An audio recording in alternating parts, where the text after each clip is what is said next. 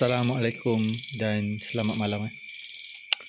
Okey, menikmati buah durian Musang King. Okey. Ini adalah buah durian Musang King. Isi dia memang cantik Memang cantik. Dia tak lembik sangat, dia tak keras sangat, memang ngam-ngam ni. Buah gugur pagi tadi.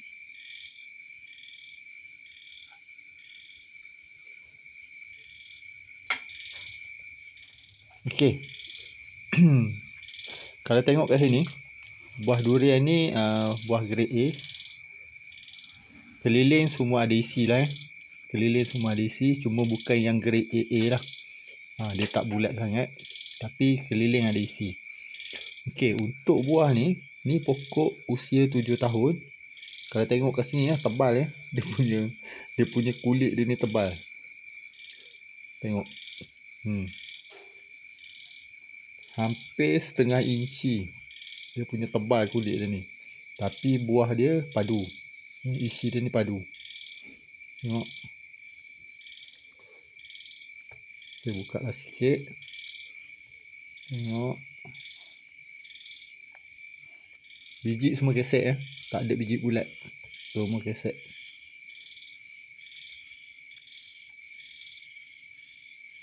Memang padu isi dia ni.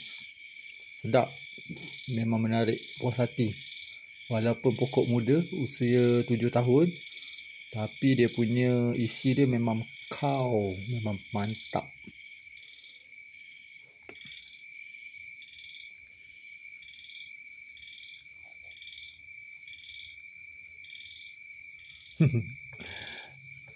Inilah cerita dia buah durian Musang King. Kalau kita tanam pokok durian Musang King ni memang berbaloi. Isi dia memang sedap.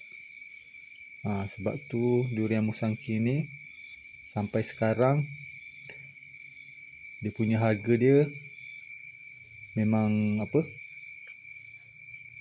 tinggi kalau musim tak ada buah sampai 70 1 kilo Kalau grade C pun dah main RM30 1 kilo. Tapi sekarang ni buah banyak, murah lah, RM10 sekilo grade C.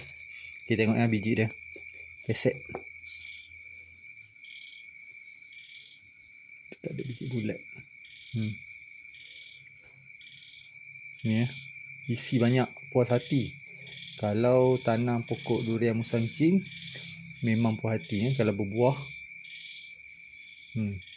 Isi saja. Okey, untuk satu biji ni berat dia 2.4 kg. Satu biji ni tadi. Isi dia ni lebih sekilo. Lebih sekilo. Ni saja. Ni baru satu pansa. Banyak banyak. Satu pansa saja. Tadi dah kupas. Yang sini satu pansa, dua pansa, tiga pansa. Ini ada lagi satu pansa ni.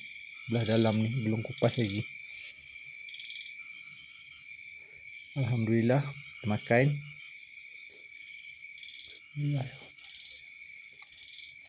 Memang padu. Memang padu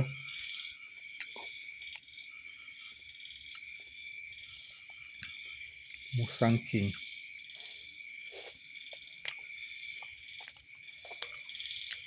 Makan kat kebun durian.